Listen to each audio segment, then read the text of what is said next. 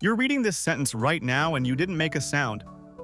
But your brain is processing language, complex abstract ideas transmitted through symbols on a screen.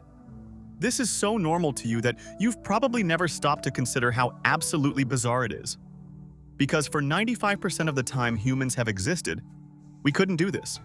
We couldn't read, we couldn't write, and yet we still communicated everything that mattered. Your ancestors, going back 300,000 years, managed to share knowledge, express emotion, coordinate hunts, raise children, and build societies without ever putting a single word on paper. So how did they actually do it? The answer isn't just about grunts and gestures. It's about an entire communication system so sophisticated that we're only now beginning to understand what we lost when we invented writing. Let's start with something you do every single day without thinking about it. Right now, as you're processing these words, try this. Smile. Not because you're happy, just make your face smile. Notice what happens. Your brain immediately starts searching for a reason. It feels weird to smile at nothing. That's because your facial expressions aren't just outputs of emotion. They're a communication system that predates language by millions of years. Before humans could speak, before we even stood upright, our primate ancestors were reading faces. A study published in 2017 analyzed facial expressions across cultures, from remote tribes in Papua New Guinea to urban populations in North America. The researchers found that 7 basic expressions are universal: happiness, sadness, fear, disgust, anger, surprise, and contempt. These expressions are identical, whether you grew up in Manhattan or the Amazon rainforest. Babies born blind make the same faces as sighted children, even though they've never seen a human face. This isn't learned. This is hardwired into your DNA, a communication system 6 million years old. But here's what makes human faces different from every other primate. We have whites in our eyes. Look at a chimpanzee's eye. It's almost entirely dark. You can't tell where they're looking unless you're staring directly at them. Now look at a human eye. That white sclera makes our gaze direction obvious from across a room. Anthropologists call this the cooperative eye hypothesis. We evolved eyes that broadcast exactly where we're looking because early humans needed to coordinate silently. Imagine you're hunting 50,000 years ago. You can't yell, "Hey, there's a deer behind that tree." That would scare it away. But you can look at your hunting partner, then look at the tree, then look back at them. They follow your gaze. They see the deer. You both move. No words needed. Your eyes just transmitted precise spatial information in complete silence. This is so fundamental to human communication that when it's absent, we notice immediately. People with autism often have difficulty with eye contact, and neurotypical people find this deeply unsettling. Not because there's anything wrong, but because we're so dependent on gaze direction as a communication channel that its absence feels like a severed connection. But faces and eyes are just the beginning. Your ancestors communicated with their entire bodies in ways that most modern humans have completely forgotten. In 2015, researchers at the Max Planck Institute ran a fascinating experiment. They showed people videos of dancers moving to music, but they removed all visual information except small lights attached to the dancers' joints. Just dots moving in space. Then they asked viewers to identify the emotion being expressed. People could do it with over 70% accuracy. They could distinguish between happy, sad, angry, and fearful movements just from watching dots bounce around. Your body is constantly broadcasting information, and human brains are exquisitely tuned to read it. Anthropologists studying the Hadza people of Tanzania, one of the last hunter-gatherer groups on Earth, documented that they can identify individual people from over 100 meters away just by their walking gait. Not their face, not their clothes, just the way they move. Your walk is as unique as your fingerprint. And for most of human history, recognizing that walk could mean the difference between greeting a friend and running from an enemy. But the most sophisticated pre-verbal communication system wasn't faces or bodies, it was hands.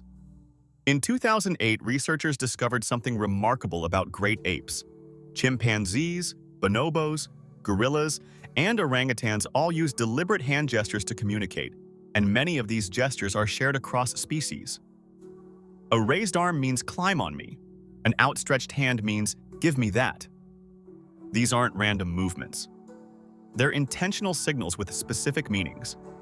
Now, humans took this system and exploded it into something no other species has ever achieved. Modern sign languages, like American Sign Language or British Sign Language, are complete languages as complex and expressive as any spoken language.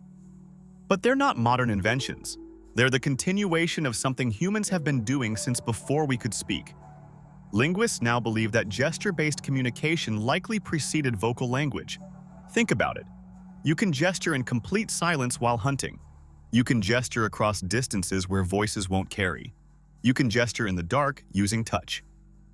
Early humans probably communicated in a hybrid system, gestures and vocalizations working together, long before grammar and syntax emerged.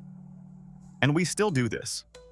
Right now, even though you're reading words, if someone asked you to give directions, you'd probably start moving your hands. You go down this street, then turn left. Your hands would be turning left as you said it. You can't help it. The gesture system is so deep in your brain that it activates even when you're using language. Researchers have found that people gesture even when they're talking on the phone, even when the person they're talking to can't possibly see them. The gesture isn't for the listener, it's for you. It helps your brain process spatial and motor information. But here's where it gets truly fascinating. Your ancestors didn't just communicate about the present. They communicated about the past, the future, and things that didn't exist at all. And they did it without writing a single word. In the 1990s, anthropologist Lynn Kelly began studying Aboriginal Australian cultures and noticed something extraordinary. These cultures had maintained incredibly detailed knowledge for over 60,000 years without any written language. They knew the names, properties, and uses of thousands of plants. They knew animal behavior patterns. They knew laws, genealogies, and navigation routes across thousands of miles of desert. And they transmitted all of this information orally, generation after generation, with almost no loss of accuracy. How? The answer is memory palaces, but not the kind you've heard about. Aboriginal Australians use the landscape itself as a storage system. Every rock, every tree, every bend in a river was encoded with information. They would walk songlines, routes across the country, and at each landmark they would sing the stories attached to that place. The song would trigger the memory. The memory would contain the knowledge. This wasn't just storytelling. This was a technology, a way of storing information externally without writing. And it worked for 60,000 years. Kelly discovered that other pre-literate cultures used similar systems. The Luba people of Central Africa used memory boards, wooden objects with beads and carvings, where each element triggered a specific story or piece of knowledge. Native American cultures used wampum belts, patterns of beads that encoded treaties and histories. These weren't decorations, they were databases.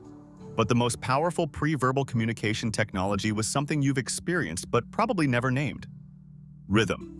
In 2016, researchers analyzed lullabies from 144 different cultures. They found that despite having no historical connection, lullabies from around the world share the same basic structure: simple melodies, repetitive rhythms, falling pitch patterns.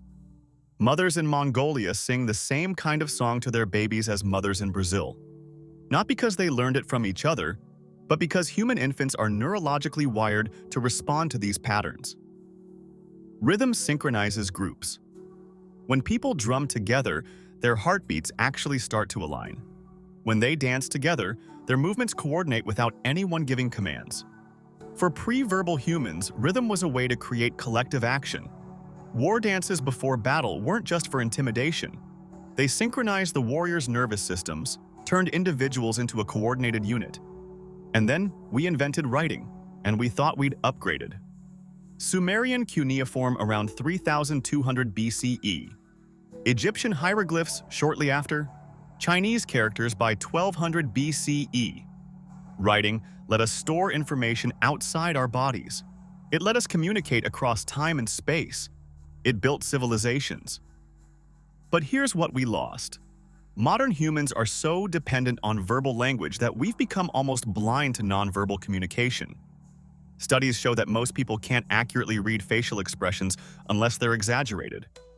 We miss subtle cues that our ancestors would have caught instantly. We've traded bandwidth for permanence. A written sentence can last 3,000 years, but it carries only a fraction of the information that a face-to-face interaction does. When you read, "I'm fine," you have no idea if the person meant it, but if they said it to your face, you'd know in a microsecond. Your ancestors lived in a world of total communication, where every face, every gesture, every movement, every rhythm was transmitting information constantly. They couldn't write it down, but they didn't need to. They carried their entire culture in their bodies, in their movements, in their songs, in the landscape itself. And some part of you still remembers. That's why you can't lie with your face as well as you can with your words. That's why you gesture when you talk. That's why certain rhythms make you want to move. You are the descendant of 300,000 years of humans who communicated everything that mattered without ever writing a word. We didn't lose language when we invented writing. We narrowed it. We took a communication system that used every sense, every movement, every rhythm, and we compressed it into symbols on a page. Those symbols gave us history and science and literature, but they also made us forget that we're still, right now, communicating in ways we don't even notice. Your face is talking, your hands are talking, your body is talking. You just stopped listening.